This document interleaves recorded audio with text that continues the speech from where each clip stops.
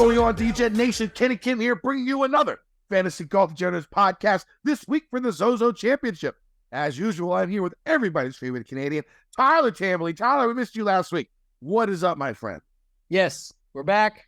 What's up? We'll go through it. We'll talk everything that was last week at the Shriners. Tom Kim getting the job done. We had the Canadian versus South Korean battle down the stretch. We'll talk about that. Thanks to my guy, Degen75, stepping in, getting the job done. You two together was hilarious. That story off the chain, but we'll see. We'll go from there for this one, Kenny, but we'll get back into it. Before we get into it, I want to remind everyone very quickly, this show is brought to you and presented by ShipItNation.com, site that I co-found with my guy Hoop. Awesome start to the year so far in NFL. Week 6 coming off of that was a big one. We had a Millie Maker winner, D-Dry. He's a member. Get the job done in the $20 Millionaire Maker with $1 million up top. We did the Monday Night Football Showdown show right here on the Mayo Media Network. And I know you'll say, when you're listening to this, Monday Night Football's over. You can just watch the first 20 minutes. We didn't talk about the Monday Night Football game at all. You can go back, get his story, his breakdown, everything. But if you want to check out ShipItNation.com, you're going to get everything with NFL, NBA, NHL, PGA, MMA right now. MLB's in the playoffs, but we still have it. Projections, ownership, content, Discord, education courses, all encompassing, all under one roof. There's a discount code Mayo. Gets you 10% off any of the monthly plans. You want to try it out for just 5 days, $19. You just don't get the Discord. Kenny, Tom Kim, I read the stat, Justin Ray. This was incredible stuff. For youngest since Tiger Woods to get the job done, I think, for 3 wins, and then the first guy to go back-to-back in a tournament, the youngest guy to go back-to-back since 1912 or something at the U.S. Open. McDermott, I think the guy's name was. Just crazy stats for Tom Kim, and then you forget he's so young. Man, he is so young. It's crazy. He got those 3 wins. Now they haven't been in the best fields. It's time for him to bump it up a little bit. We saw it with Hovland, winning these little events and stuff. And then he went last year, won the Memorial, came out, won the BMW, going out, being a major contender. That's something maybe we could see with Tom. He doesn't have the game that Victor does, at least yet. I mean, he's not that long, but accurate. He's sort of going against the mold of these new up-and-coming golfers who are just all about length. Tom can putt when he has to. His iron game's pretty good, and he can hit it in the fairway. So his road is a little bit different than what we've seen from a lot of these golfers, but he's still making some damage out there on tour with these 3 wins now. His next step is a big boy event. He's 5 years younger than Hovland. Yeah, I know. You got time to figure it out. It's pretty crazy. He does. It's nuts. Yeah. It was nice seeing him win. Him and Hadwin going down the stretch. Of course, Hadwin was my fate of the week. Not the best week for me this past week. Hasn't been the greatest 2 weeks. Actually, it was a horrible weekend. Let's just start in the beginning. Friday night, I went to the Caps game. All right. Friday night, went to the Caps game. Home opener. Pumped. $200 for these tickets. One of my boys. I've been to about 45, 50 Caps games in my life. Literally the worst game I've ever seen in my life. I was just sitting there angry, for the last 2 periods. There was this Penguins fan behind me, and he didn't do anything wrong. He was fine. He was rooting for his team. He wasn't being a dick, but he had the most annoying voice I've ever heard in my life. I wanted to turn around and smack the fucking shit out of him. If I wasn't going to go to jail, I would have done it, because the sound of his voice just made me want to murder people. And so, that's how that weekend started. And also before that game, I go to my favorite bar downtown. Now I can say the name of the bar, Jackpot, down across the street from Verizon Center, from Cap One Center. And I've known the bartender there for about 10 years. I would go there, and I'd see the pics. He'd give me pint glasses of Crown Royal for $4, right? And I'd drink 3 of them would be just demolished, because it'd be 15 shots of liquor in those days, and he charged me $12. I give him a $100 tip. So that was my go-to spot. Found out he doesn't work there anymore. So those are 2 bad things to start off the week. And then we go into Friday. I have a GPP that's in 4th in the 5K, right? That lineup ended up finishing 2,855th. And I had 12 lineups in the top 500. And I finished with no lineups in the top 500 going in on Sunday. Cash lineup, 2 of my 4 cash game cornerstones missed a cut, but I still had a chance because I went 4 of 6 with the rest. But then they all shit the bed on Sunday. Yeah, just a horrible weekend. Overall about everything. Oh, and then last night, no sleep, right? So I don't know if this is happening to any of you guys, but like I was sleeping and I woke up because I had acid reflux. Like I felt it like coming up, and then I couldn't breathe. Like I couldn't breathe. I had to I was like heaving and trying to catch. I don't know what was going on. So I Googled. I guess acid reflux at night can cause you to like not breathe. And so I woke up, couldn't breathe, was hyperventilating for like 5 minutes, couldn't get back to sleep, got zero sleep last night. So one of the worst weekends ever. Lost $500 in DFS and gambling. Still, money better spent than the $200 I spent on the fucking tickets than a Caps game. So it's just a horrible fucking weekend. I need to get better. The first 2 weeks of the season were great. Last 2 weeks of the season sucked booty hole. So I need to get back on the right track. I'm feeling good about this week. We'll see how it goes. Other things about the event, Tambo, that you noticed. That leaderboard on Saturday was pretty fucking sick on Sunday. Yeah, it was fine there. I wanted to ask, how about that hit, though? Didn't that get you up out of your seat? That Ovi hit across the middle there where he just smoked. Yeah, that was like the one play. But like the crowd was so dead. Like the crowd was so dead. Like I have no idea. I don't know what's going on. Maybe this is the first season opener I've ever been to. Yeah, and I was going to say, too, like, how is the reaction? Obviously, everyone hates, I'm guessing, Crosby because Ovi versus Crosby. But then you also think, I feel like Crosby's fans travel, almost like the Patriots fans travel. No, there's a good amount of Penguins fans. And, of course, the guy I went with, the guy who got the tickets is a Penguins fan. So he bought tickets directly behind the Penguins net, which are good seats. Like in the first 3 rows of the upper deck. In hockey, you want to be club level or upper deck, just so you can see everything. In basketball, you want to be as close as possible. In football, club level's perfect, you know? But in hockey, being in that like first couple of rows of upper deck or club seats, those are great. Club seats are a little too expensive for the home opener for us. I mean, we were trying to drop like $400. The $200 were like row D, right behind the Penguins net. And so a bunch of Penguins fans are there, of course. And that made it even worse. But yeah, they travel, they come. DC is such a migrant town that like what you see is, every sporting event, you got thousands of people, coming to the event because that's where they're from. And so that's sort of like the norm. Now, the Caps have like the best fan base when it comes to that because the majority of Caps fans don't really resell their tickets. They go to the games and do that stuff. The fan base is extremely loyal. But like when you go to a Commanders game, I mean, this season's been a little bit different with the new owner and stuff, but still, you still get a lot of opposing fans. And then, in the past couple of years, there's been more opposing fans and more Eagles fans than Commanders fans at FedEx Field. That's probably the norm. But yeah, we all hate Crosby. I was surrounded by Penguins fans. It was I was drunk, but it wasn't like a fun drunk. It was like angry, want to like punch people in the face type drunk. And that's sort of how I am lately when I've been getting drunk like in public. Like I don't go out and drink very much anymore because I don't get as sloshed as I used to, where like nothing matters. I still have like some semblance. More annoyed by everybody. Yeah, I have some semblance of like non-drunkenness still in me. Like when I go out, and I guess I have to drink more when I go out because like everybody, like I hate everybody. Yeah, and everything you post as doctors say, slow down on that, don't drink more. And now you're saying the solution is I have to drink more to make people less annoying. Yeah, I mean either I'm gonna get into a fight and go to jail, drinking just a minimal amount. Just I don't know, man. It was a bad weekend. I hated it. It sucked. I want to tell you a quick story. You always tell the stories, but this is a funny story making fun of myself. Anyone who knows me shits on me all the time because I'm Canadian, but I'm not a big hockey fan, right? The reason how do I know about the Ovi hit and the Crosby good game and Malkin scoring first? Why is that? If you don't know, it's because where Pat and myself are from is Crosby's hometown. He lived in a different community and went to a different school, all this stuff, but we had to hear about it all growing up. But the funny part is, so that we see all these highlights and stuff. Like, once he does anything, it's always on. It's on the screens at the gym. It's on the screen wherever you go. It's all everything's talking about Crosby. He just came back, had some hometown stuff where he was doing some preseason practices in a game and all this stuff locally. When people went nuts and paid big money for it.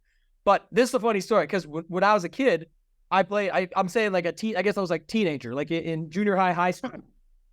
We'd go play basketball at this place called The Tower. And it's like a big university, St. Mary's University. Like that's where their big sporting place is, the best place to get like physiotherapy, anything to do. Like hockey players would go there for chiropractic and also like getting built up. And Crosby was always there, and he always had a camera crew with him.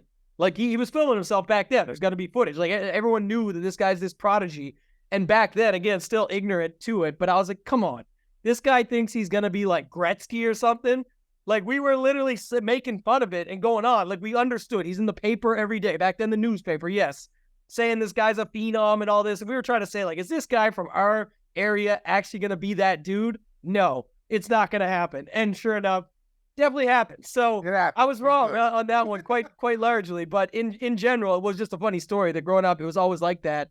And you'd see him around. Nathan McKinnon is also from here. And then Brad Marchand is also from this area as well. Brad Marchand actually got pretty good, seemingly at least, when he started practicing and hanging out with those two in the summertime and stuff like that. So now he's the captain of the team, which is pretty cool. So yeah, that's my Crosby story. I thought it was pretty funny, making fun of myself with that. But back to golf. Tom Kim, one thing we forgot about, Kenny. Tom Kim not only won at the Shriners the year before and is good and very good for 21 years old, but we forgot about the Tom Kim snub. This was the snub game. Because if you remember back to last season, we brought this up first about how Asian games were allowing golfers back in. It was originally going to be it was going to be Siwoo and Sungjae, like it ended up being. But remember, there was talks even on Twitter back then of like, well, even if Tom, because Tom was starting to come on the scene now with the Shriners win and everything, where everyone was like, Tom will give up his spot for the older guys. And you were like, no, he won't, because military service is nuts. If Tom makes that team, because they're only bringing 2 pros, you said if Tom makes it, he's not giving up his spot. Doesn't matter. And in the end, it ended up being Siwoo and Sungjae going to the Asian Games, getting the job done, getting their gold medal. Tom's going to figure it out along the way. But the point was, he saw them win. He got the motivation from it and went out and got the W. I never thought about that one going into last week. Yeah, I think last year was supposed to be when the Asian Games were supposed to happen. And so I think, Tom wasn't as established as he is now. I think he probably hadn't won this event. So he had one win back then. And Siwoo, I think, had a win last year too. Sony, maybe? Was it Sony or Amex again? I can't remember what he won. Something like that. You're right. So, it was before Tom's Shriners when you're right. But it was it was whatever win that he got, his original, where it was like his name is in the mix now. He's starting to get in the mix. And you're like, damn, Siwoo and Sungjae got screwed. One guy's going to creep in. Well, he got the Olympics into next year. And then he has the Asian Games again in a couple of years. So he has his chances. That Korean team, I mean, they should dominate. I mean, they are the best. I mean, look what's happening right now in the PGA Tour with Tom, Siwoo. You got KH with a couple of wins. Sungjae, a couple of wins. These guys are all balling. I don't see any other Asian countries, I mean, that have the talent that Korea does. So, I mean, unless they're really disappointed, he should be in the next Asian Games. He should be out of military service. And now it's easier said than done. He's got the time, though, on his side, for sure. He's 21. He's got 10 years. Okay, last thing on Shriners. You just talked about your South Koreans, the Canadians. Second. What's with Canadians and the desert golf? What the fuck is up with you people and desert fucking golf? Why do y'all crush there? But like y'all live in the snow. Like, how the fuck do you play well when you go to the fucking desert? You know what? It doesn't make any sense. We call them snowbirds, and we go down to like Arizona or Florida and spend 6 months out of the year. So that a lot of people do spend a lot of time down in, playing in these areas. So that would make sense from that angle. But Hadwin, Pendrith, Taylor, and Svensson all in the top 20. And it's like 2 or 3 times a year now where me and you are battling down the stretch talking about our nationalities against each other. I think you've got the lead here multiple times over from your wins with your guys. But, man, in general, it's still good from that perspective. It was a lot of fun. No, the Canadians have been strong. They've been growing. Like, they're that's a good crew with Connors, Svensson, Mac Hughes sucks, but he'll win an event randomly once every 3 years. You know what I'm saying? Maybe this week at the ZOZO. Yeah, could be. All right. Anything else before I move on? No, Listener League, we had a winner last week, and I can talk about that quick while you pull it up. But just so you guys know, it failed last week. We're sticking with the 300. We've clarified everything now 100%. The prizes are going to be sick when we get there, so get in it for this week because the Tournament of Champions is coming to an end. So this week, Then there is a week off next week. You guys won't get us then. After that, there's 3 more events. It's the Worldwide Technologies, the Butterfield Bermuda, and the RSM Classic. That will be the last 3 chances after this week for the ZOZO. So 4 more chances to wrap up the year for the ZOZO. And then the prizes will be good. We got multiple sites getting in on the action. There's going to be a lot of that, some cash, some tickets, some things like that. So it's going to be a lot. Once you get there, you'll want to get in. But this week, I'll post the link on my Twitter after this, so we get it out there at Toe Tag and Tambo. But Kenny, go ahead with the winner, man. What do we got? First off, it's Ed O was the winner. No Tom Kim in his lineup. The winner was not in his lineup. He did go 6 for 6. It was like 5%, 6 for 6 last week. And speaking of like how of NFL and golf, it seems like in NFL you play the chalk hits. In PGA, you avoid the chalk because it has not been in overall. I mean, Tom was pretty chalky, but other than that, it didn't really go great for the chalk this past week, with only 5% to 8% getting 6 of 6 through. The winner Ed O with I like it, with an avatar that says "Help me, I'm poor. I'm poor too. Help me." So he had JT Poston, one of our favorites from last week, 20% owned. He finished in 3rd place. Eric Cole, who I could just never get right. I'm just not an Eric Cole guy. I might change it up this week and play him, and he'll finish 78 out of 78. But he finished in 3rd as well, 12% owned. Alex Smalley, he was 10% owned, finished in 61st. Garrick Higo, he was 13% owned, finished in 46th. Nick Taylor, 13% owned, finished in 13th. Joel Dahman, who had a really nice week, 6% owned, and he finished in 7th. What do you think of the lineup? Yeah, like what you said there, the Poston thing, because that was actually interesting. If you go back, like he had Poston and not Tom Kim. Shout out to LSU Nick 413. He's a good guy. He came in 3rd. He had Tom Kim and Poston. But if you look at his lineup, or just in general, if you compare it, Tom Kim won the tournament and had 137.5 DraftKings points. Poston had 4 Eagles and the all 4 under 70 bonus, came in T3 and still put up 135, just shy of the winner. That is rare, but that's why. And if anyone was wondering why he's so far up the board. So that's a nice lineup from that sense. Overall, Eric Cole, solid. Both Andy and I liked him. We did our Wednesday show last week, doing that every Wednesday during PGA DFS on the Ship It Nation YouTube channel at 7 p.m. Eastern. That was fun to talk through. And we were on Eric Cole. We liked him. It looks like he got to about 12% on our side. So like you said, hard guy to get right. But overall, 10, 9, 8, 7, 7, 6. It was a, sort of well spaced out, if you will, and won by 20 plus with no Tom Kim. So at least that's unique and interesting. But like you said, a lot of really strong 5 of 6s last week where they could almost contend in some of these tournaments or were up the board somewhat, because like even in this guy's lineup with the winner, congrats, Alex Smalley, only 79. It wasn't like that far removed from finding a piece there that you could have got in instead. So yeah, great job. We'll see you in the 3-man this week, and then also into the Tournament of Champions you go. I invited you on DraftKings, so you should be able to get in there. Yeah, I think Smalley and Svensson were like close to the same price. If he goes Svensson in there, I mean, that's GPP shippable. It'll be pretty up there for him if he went ahead and had Svensson. All right, so let's get to this week, the PGA Tour. We head to Japan for the ZOZO Championship from Accordia Golf Narashino Country Club. 78-man field, no cut event. Fourth time this course has hosted this, 4th or 5th. It's either the 4th or 5th time this course has hosted this event. So, there will be some who in this field have not played. There has been some chatter that the course resembles like Copperhead, Firestone, Harbortown, Chapultepec, Eastlake, and Colonial. Tiger won this event in 2019 with a score of -19, but only a handful of golfers finished double-digit under par. Last year and 2 years ago, the winning score was -15, with Keegan and Decky taking home the trophy. This is not going to be like the birdie fest that we've seen the last couple of weeks.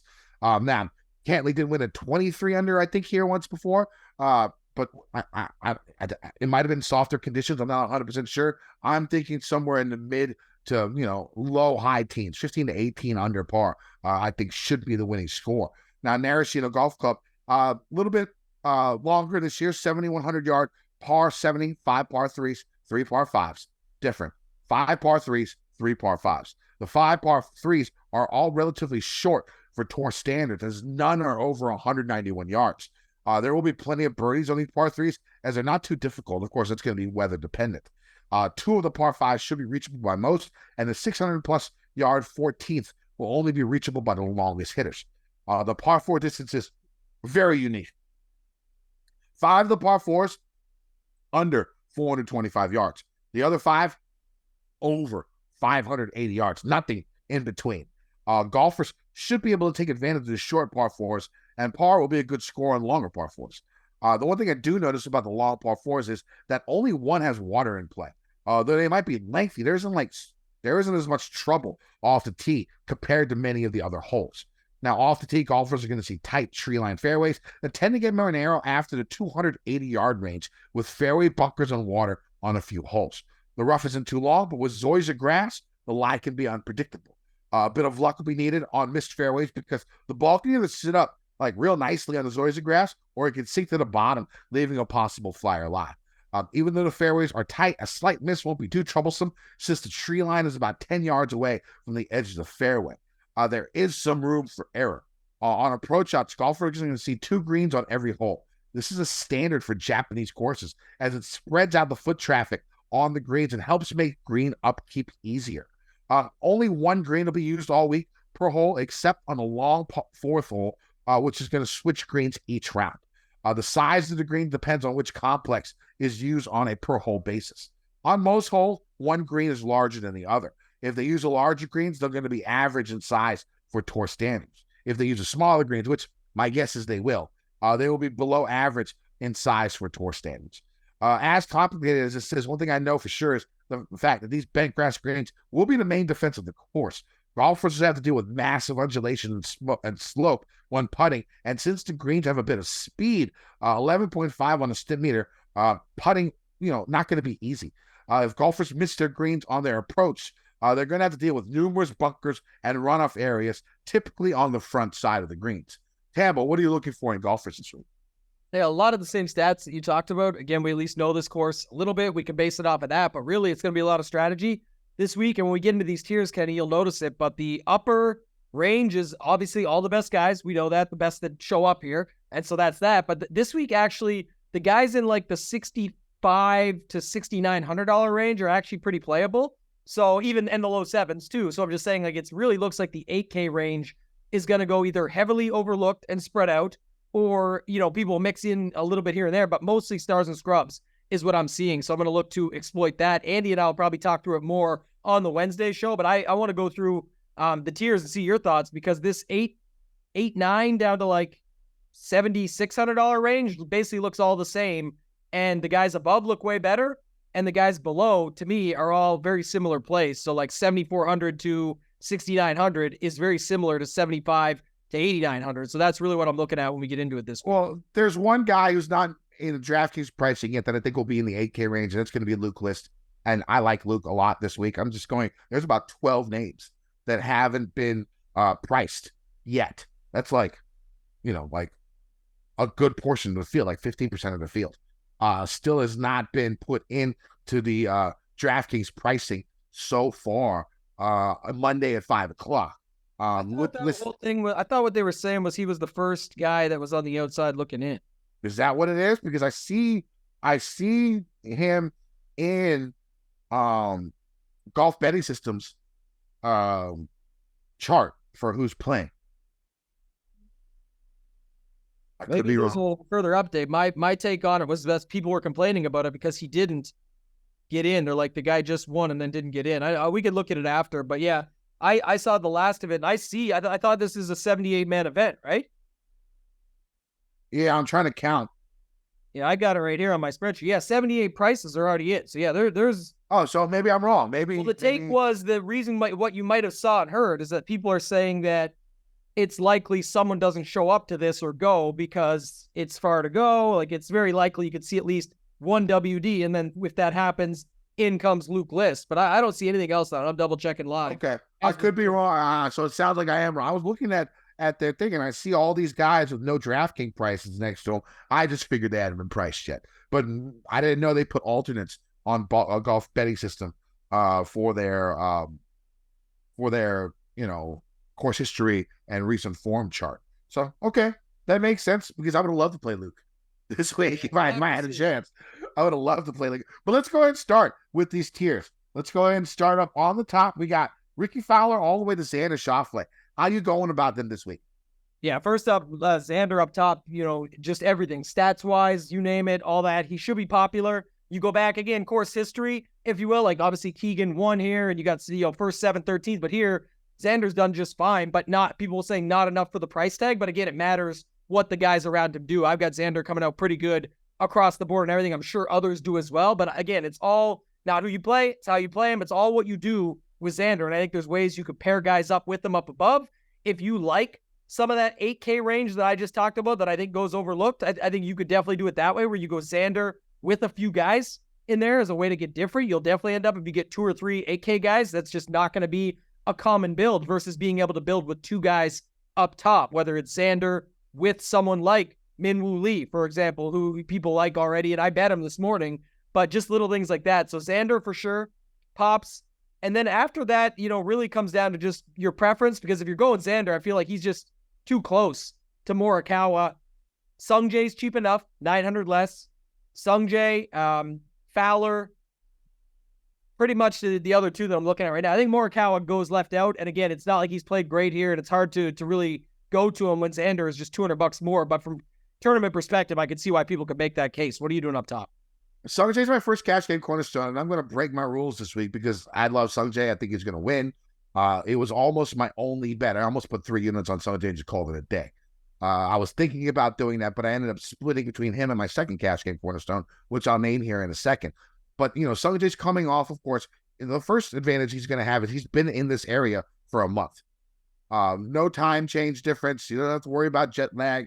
Doesn't have to worry about acclimating to the new time zone. None of that stuff. He's been there for a month. He's played in China, finished second in the individual. Of course, his team won the Asian Games, so he's already on a high. He came back, played last week in Korea at the Genesis Open, lost in a playoff.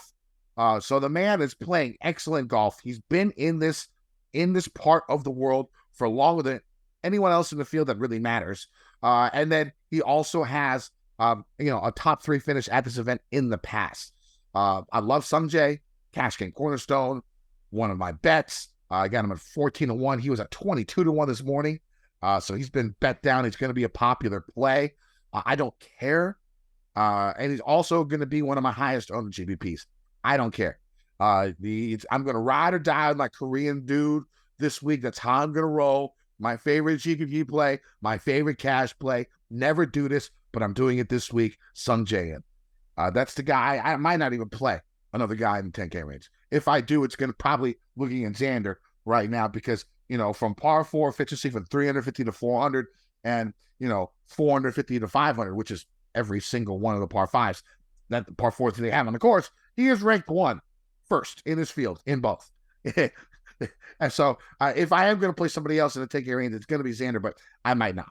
I might just go 60% Sungjae and play him in cash and just my whole week will be revolved around him and my second cash game cornerstone, which is in the $9,000 range, Cam Davis, who has gained strokes in every single strokes gain category. He has been positive in the last 2 events. That's pretty solid work. Gain strokes in every single major strokes gain category in the last 2 events. Has had a top finish here. Is coming off another top 10 finish last week. His stats just worked out pretty well for this course. Top 20 in approach. Top 5 in tee to green. Really good from 450 to 500 yards. Bogey avoidance is something that you're going to need. I don't really think Cam Davis and bogey avoidance 3rd in this field in bogey avoidance. My second cash game cornerstone, I bet him at 22-1. Lots of different numbers for Cam Davis this week. I've seen like 16. I've seen 14 to 22. So look for the best that you can find because they're pretty wild right now. But those two, I'm going to run the whole week based on those 2 players in cash and GPPs, and hopefully I get lucky. Basically what it comes down to, because I love these 2 guys. I love their form. I love them coming into this course. Those are the 2 guys that I'm going to put the majority of all my money in for the week. Now, other guys in this 9K range that I do like.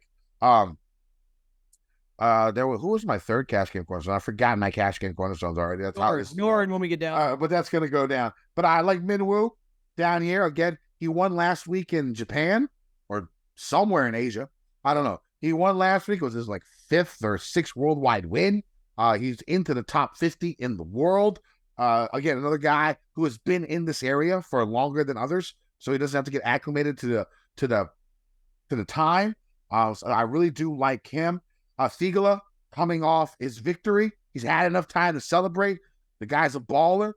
I like him as well. Who do you like in this range? I like the Thigala call too. Yeah, he popped in some stuff for me, and then like he obviously played well here last year, 5th.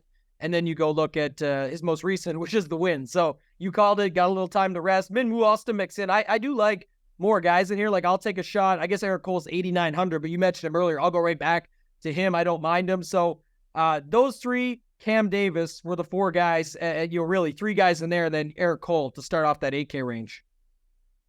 Sounds good. Let's move on to the 8K range. Who do you like? Yeah, this is where, like I said, it's going to go overlooked. But if you're going here, this is where it's sort of landing for me at, is you're looking at guys like Griot.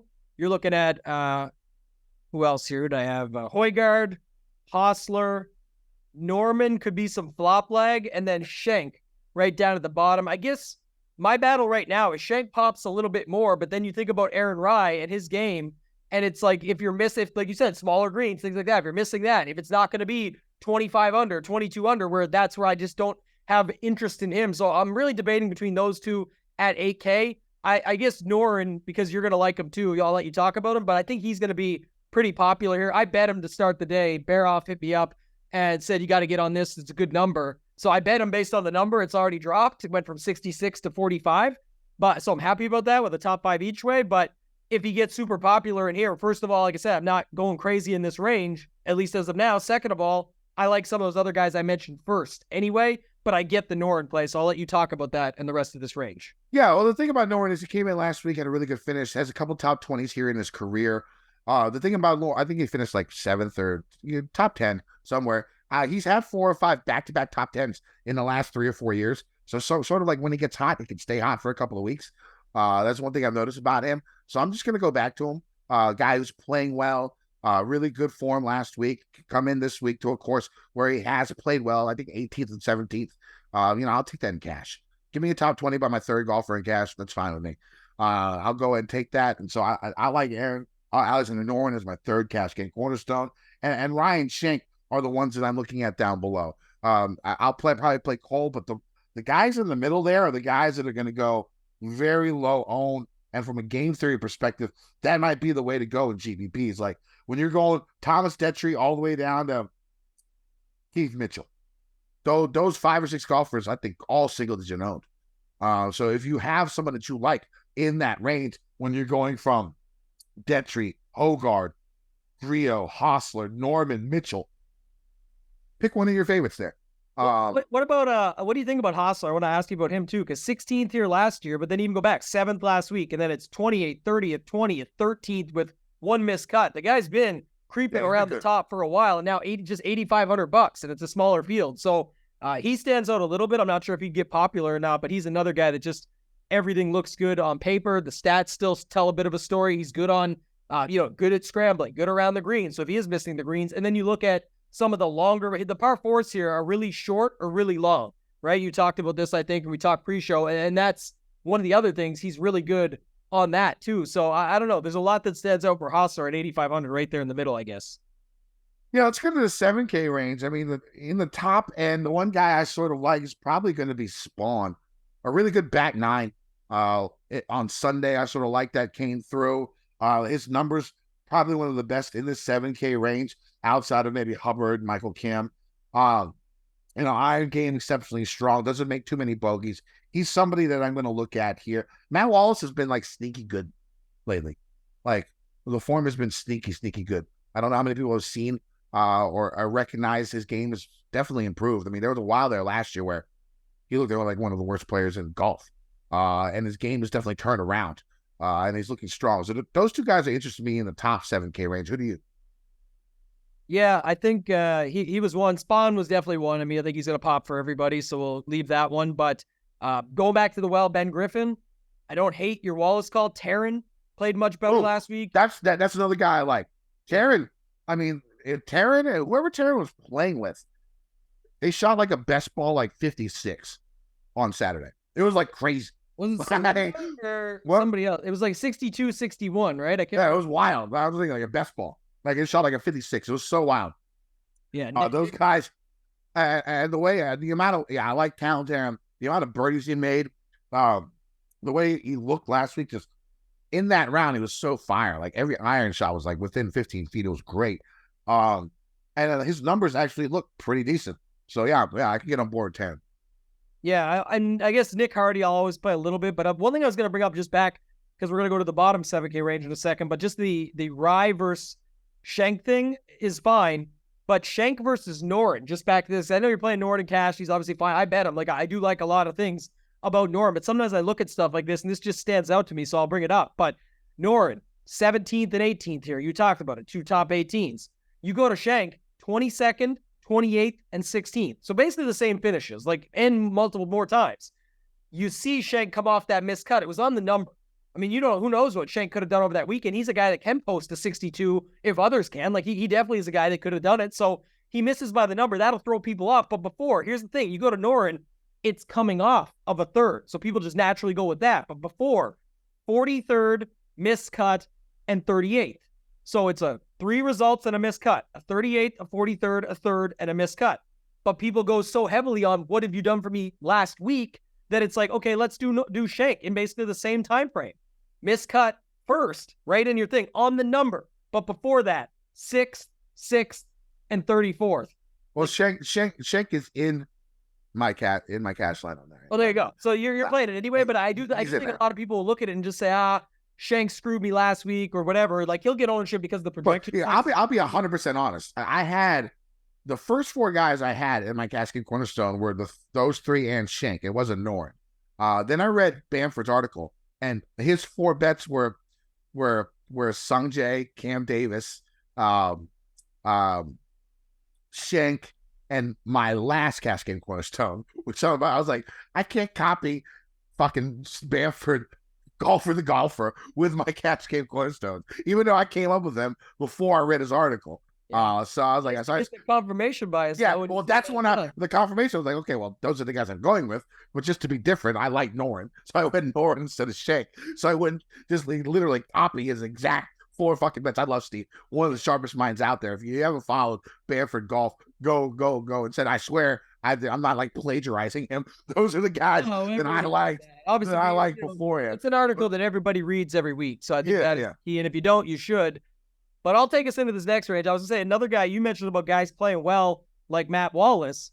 Michael Kim still at it again, man. Before this last result, it was a 5th. The price just continues to stay down. So I think he's fine. I was going back and looking, too. There was another guy that fell into that for me. Nick Taylor comes through again. We talked on the Wednesday show, Andy and I, about how he's completely mispriced at 7,100 in that field. He didn't fully pan out over the weekend. I think he finished. Well, he was like a couple strokes back going into 13th. Yeah, it was still very solid for 7,100. So he did work out. I thought he dropped further than that, but still not bad from him. So I like him here. And then I think a lot of people like Joel Damon. I actually lean on some of these guys underneath, but I guess there's nothing too crazy here. I like some of the guys in the upper 6s more. So I'll let you take on this lower 7K range first. What do you got? Sam Ryder, I guess, is one more that I'll bring up. 7K. I like Cam Champ at 7,100. He's going to be my final cash game cornerstone. He's coming off a couple of top 20s. He was in the lead going into Saturday. The one thing I did really like about what happened was, he was in the lead, was like 4 over after like 11 holes, basically out of it. Came back, birdied 4 of his last like 8 holes to get back to even par. I mean, it shows a lot of like gumption. All right, a lot of gumption by Cam Champ. I like that. He said he's really working on his game hard. Everybody works on his game hard. But, he's been struggling. He didn't have the year he wanted to last year. Really been hitting the range. Really been working on his swing. They said on the broadcast how much that he's been trying to make this season his comeback season.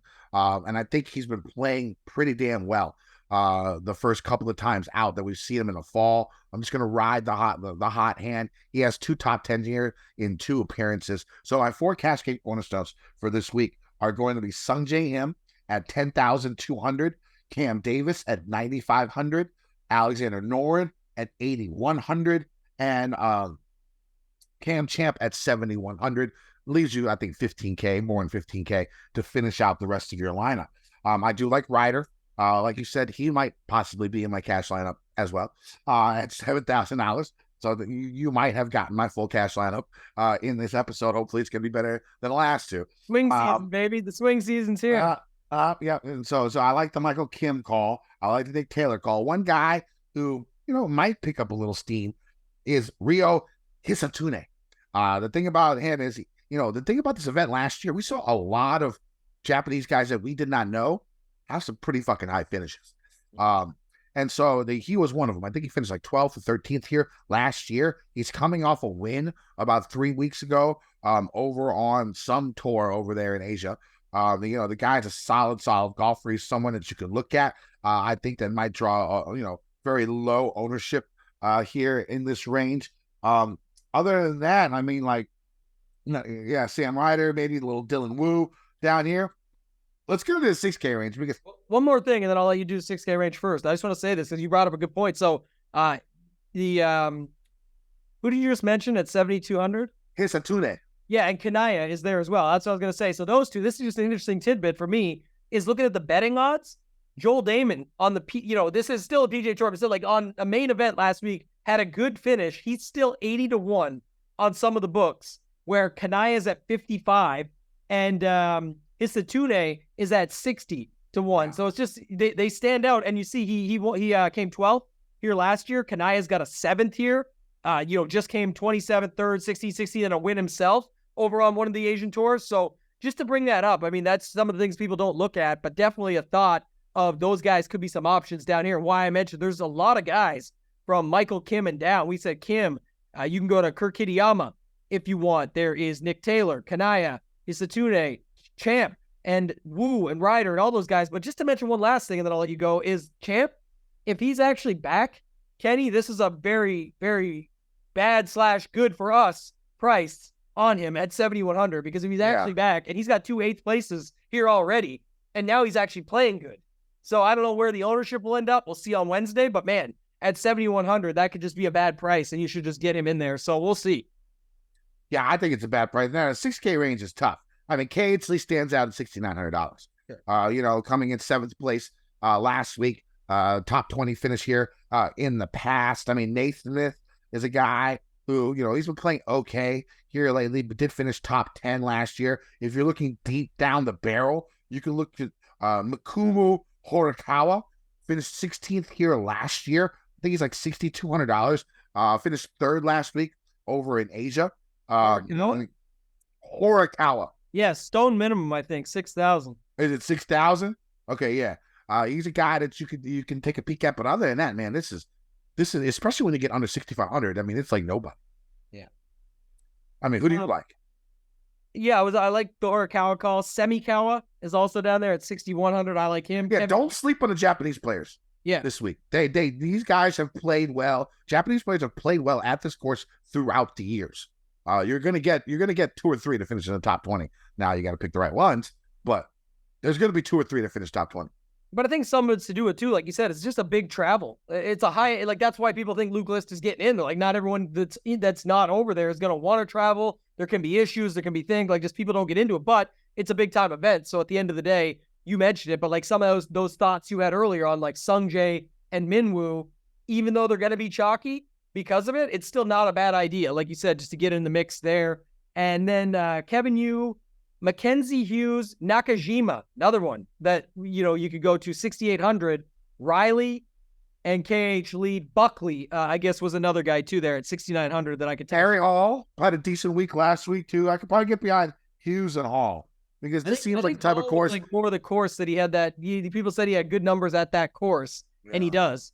But we'll see if it carries over. I sort of like Hughes at a course where you're not going to have to shoot like 24 under. So that could make sense, definitely, at $6,500 or $6,700. Anybody else? Younghan Song, Glorious. 19th, second. I know, again, it's all about the field strength and the events, but like you said, a lot of Japanese players have played here and played well in the past. So my guess is he's Korean, not Japanese, with that name. Yeah, sorry, I shouldn't say that, but just in general, like, you know, people playing this event that aren't necessarily traveling over from who knows, right? If he's already here playing in some of the Asian Tour events, could already be on site, to our point of what we talked about earlier, or in the area where it's not going to be as much of a jet lag factor or any of that. I think that's really a good point that you brought up off the top. And the other thing too that goes with that, Kenny, just saying it, is like I just said before, but if you go Sungjae, Minwoo, and just use that angle, even though they're popular, we just named all these options down below here that you can just go and get different with. And it doesn't even matter that you're playing the two popular guys, because you're going to have 1 to 5% owned guys with them in the middle. Yeah. So I don't hate that strategy at all. Yeah, go with like 2 of the top dogs and throw one of these Japanese players are going to be like 3-4% owned in there, and you're going to be unique. Basically, is what it comes down to. Yeah. So I mean, that's definitely game theory, and you can check them out on Wednesday over at Ship It for your talk with Andy about more of the game theory plays and stuff like that. All right, so bets this week. I only made 2. Those are the only 2 I'm going to make. It's going to be Sungjae 14-1, freaking Cam Davis 20-1, no each ways, straight up. Give me all the money. One of those 2 is winning. Right. I like it. I was just looking it up because you got me on that one. So Song just played this weekend in the Japan Open Golf Championship. Okay. Ready to go. Already there, fired up, good to roll. So, and coming off a second, the 3 events before that. So just looking at from that, 2 weeks before, came second to Inamori, who I think Inamori's here at $6,400. So just to bring up more names, again, anyone that's playing over here already is definitely a good option this week, I think, from the bottom. If you are going down there, again, a lot of people will just stick with what they know and the names that they recognize. I think you could definitely get different in your lineups this week, and it's worked out in the past at this course. For betting, I've got 3. Minwoo Lee, 20-1. It's dropped already. Norin, 66 for a top 5 each way. And KH Lee also dropped, but I got him at 80 with a top 5 each way. That was the 3 guys that I rolled with first thing this morning. All right, that sounds good. I think that's about it for today. You can find me on Twitter or on X at KendoVT. You can find my article on gupscorner.com. Use promo code Kenny. Save yourself 30% on a membership. Those guys over there are crushing some college football and NFL. They're doing their damn thing. So go out there, get yourself a membership over to Gups Corner. Yep, you can find me on X at Totag and Tambo. Into the NFL season, heart of it, no doubt, right now. So the tidbits are focused on that, but we're rounding these shows out. We got this one that you're getting through for this week, and then we've got 3 more to go for the Worldwide Technologies, the Butterfield Bermuda, and the RSM Classic. After that, we get a little bit of a break. We'll do a season preview before next year, probably just after Christmas, but getting to the end of the season here, still having fun doing it. You can find me on X at Totag and Tambo, and then, of course, at shipitnation.com. Use promo code Mayo if you want to check it out, or send me a DM. If you have any questions about it or you want to get hooked up, let me know. Shoot me a DM on X at Totag and Tambo. Should be a fun week. Early morning golf is what we're going to see. Let's win some motherfucking money. Degen Nation. I've been getting dirty money, Jordan Belfort. Stacking penny stocks while I'm flipping these birds. Sipping on Ciroc, trip 'em up with the words.